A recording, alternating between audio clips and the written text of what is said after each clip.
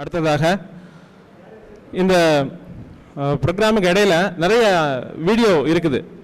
அதாவது இந்த ஃபங்க்ஷனில் கலந்து கொள்ள முடியாத நம்ம நண்பர்கள், வெளிநாட்டில் இருக்கக்கூடிய நண்பர்கள், அவங்களுடைய இந்த நிகழ்ச்சியினுடைய அதாவது இங்கே இருக்கிற மாதிரியான ஒரு நினைப்பை ஏற்படுத்துவதன் விதமாக அவங்களுடைய ஸ்பீச்சஸ் எல்லாம் இருக்குது, அதெல்லாம் கேட்கலாம்.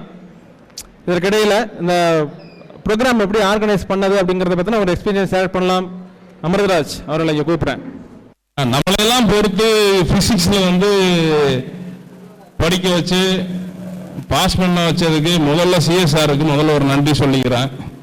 ஏன்னா அவர் ஆக்சுவலாக அவர் கிளாஸுக்கு வர்றாருனாலே பார்த்தீங்கன்னா மற்ற எல்லாரும் வரும்போது பேசிகிட்டு இருப்போம், ஆனால் அவர் வரும்போது மாத்திரம் பேச மாட்டோம். அவர் அவ்வளோ வேகமாக நடந்து வருவார்.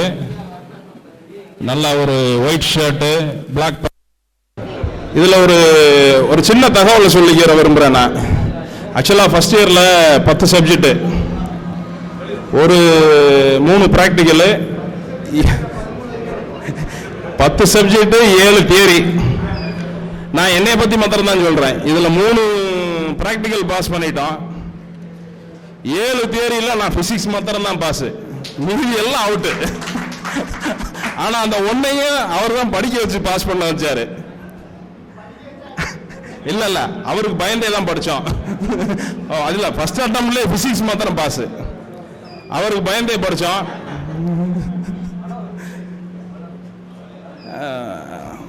பசுமையான நினைவுகளை பகிர்ந்துக்கிறதுக்காக இன்னும் கரெக்டாக சொல்லணும்னா உலகத்தில் எல்லா மூலையிலையும் இருந்தும் நண்பர்கள் வந்திருக்காங்க. ரொம்ப பெருமையாக இருக்கு. வராத நண்பர்களை அடுத்து நடக்கிற ஃபங்க்ஷனில் சேர்க்கறதுக்கு உண்டான முயற்சியை இப்போ வந்திருக்கிற எல்லா நண்பர்களும் அதே எஃபர்ட் போட்டு செஞ்சால் இன்னும் சிறப்பாக இருக்கும்னு நம்புகிறேன்.